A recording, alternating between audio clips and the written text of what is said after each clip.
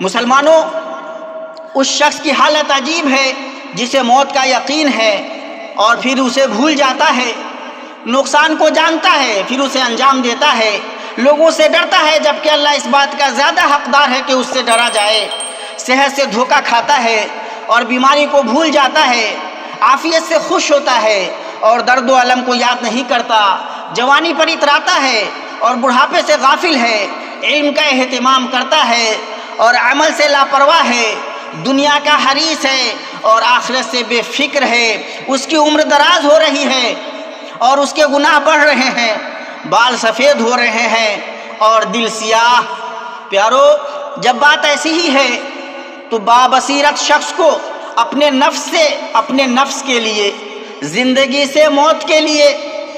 جوانی سے بڑھاپے کے لیے اور صحت سے مرض کے لیے توشہ لینا چاہیے،